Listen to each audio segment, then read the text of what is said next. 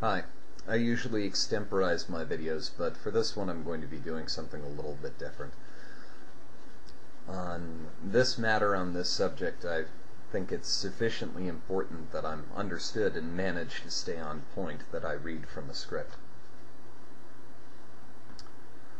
When I say that I am ignorant of the history and culture of a region, this does not mean I am unread on the subjects of global and regional history, particularly areas of the world that so directly impact my background, culture, and interests.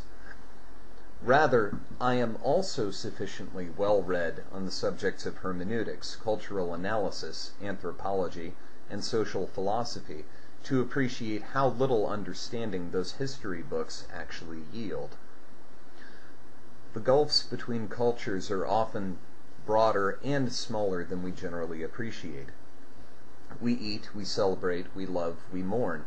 We struggle to understand that there was a world into which we came, rather than a world which came into being in service of our expectations. We muse and ponder all of these things while undertaking the labors necessary that human life continues with the luxury of philosophical speculation. This much we share. The products of these musings and the way they shape our more practical engagements differ in ways that few can understand, much less reconcile. Each culture, each region, and to an extent each human being is a unique interpretation of what it means to be alive, to think, to desire. We often collaborate with each other by generalizing the positions that we don't understand, enough to meet our common needs. And we often conflict when those generalizations become more important to us than the needs themselves. We often speak of stereotypes as misunderstanding, and that they are, but not the sort that we generally think. When one culture slings a moral accusation at another, they are generalizing a population, describing them as a single entity where individuals prosper, struggle, and often triumph. But a deeper misunderstanding has occurred as well, that our accusations, made from the context of the moral ranges and comparisons informed by our culture, are even relatable to the state of the accused. When I say that a culture is vicious, I mean much the same thing that I do when I describe an individual as vicious. An act or a pattern of destructive or forceful action exceeds the bounds of acceptable force to meet the intended ends. Such a statement is a reference to the value priorities I hold to be true. This goal or trait is more important than that one. The discussions of whether it is better to be kind, just, honest, or courageous stretch back thousands of years the world over. And even as no culture is entirely settled on the order of importance even now, we cannot presume that another culture would share our priorities. Many a culture has valued justice over honesty for precisely the same reasons and with precisely the same justifications that another would value kindness over courage. Underlying these moral comparisons are still deeper differences. How a culture handles questions of what it means to say a thing is valuable, true, or important. As an example for those listening from many places in the world, the West is now more directly conflicted on the question of truth than it has been in decades. Some say that a poem is true, while others say a mathematical equation is true.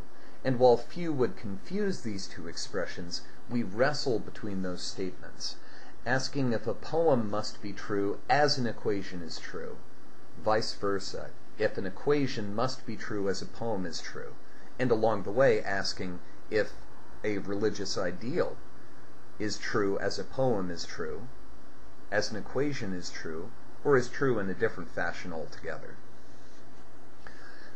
These are questions that define a culture not by answering, but in the manner in which they are asked.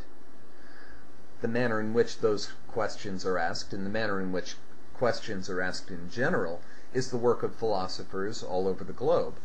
But we cannot share a table to discuss these matters when our nations are so directly and heatedly focused on matters simultaneously of greater immediate importance, but ultimately far less sense. Before we can begin this aspect of our duty, our diplomats must perform theirs. And at this stage, we often act as advisors and strategists rather than logicians or poets. I have a faith in the goodness of people, of their intelligence, of their desire to understand each other and their world. This may make me a fool. And if that's the case, at least I have chosen the sort of fool I wish to be rather than allowing it to be imposed upon me. In this optimism, I must believe that simple lies will not hold against equally widespread and generally understood truth. And while I consider the question of truth complicated beyond measure, I have to believe that the world that harbors a person of sufficient contradiction and complexity, as I know myself to be, harbors countless such people, perhaps every person. To that end, I'll end with a portion of advice. Stereotypes are not dispelled by denying them. A stereotype at its heart is the presentation of an unfamiliar people as simpler, more monolithic, and more easily understood than our own. Defy one set of dehumanizing oversimplifications, and another will emerge. The only lasting solution to the problem of stereotypes is to present the diversity, complexity, and humanity of yourself, ourselves as individuals, but also of our peoples, in a way that cannot be ignored. Ultimately, I think that's the solution, or at least that's the solution to where we are right now.